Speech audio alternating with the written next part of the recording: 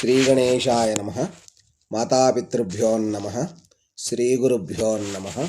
श्रीदत्तात्रेयाय नमः। श्रीदत्ताष्टकम्। गुरुमूर्तिं चिदाकाशं सच्चिदानन्दविग्रहं निर्विकल्पं निराबाधं दत्तमानन्दमाश्रये। योगातीतं गुणातीतं सर्वरक्षाकरं विभुं सर्वदुःखहरं देवं दत्तमानन्दमाश्रये। अवधूतं सदा ध्यानम् औदुम्बरसुशोभितम् अनघाप्रियविभुं देवं दत्तमानन्दमाश्रये।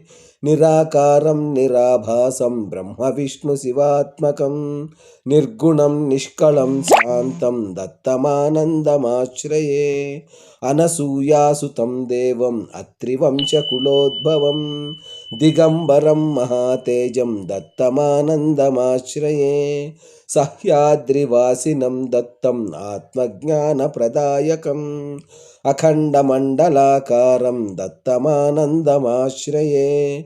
पञ्चयज्ञप्रियं देवं पञ्चरूपसुशोभितं गुरुपरम्परं वन्दे दत्तमानन्दमाश्रये। दत्तमानन्दमाष्टकं यः पठेत् सर्वविद्या जयं लभेत् दत्तानुग्रहफलं प्राप्तं दत्तमानन्दमाश्रये। एककालं द्विकालं वा त्रिकालं यः पठेन्नरः सर्वसिद्धिमवाप्नोति श्रीदत्तं शरणं मम इति श्रीदत्ताष्टकम्।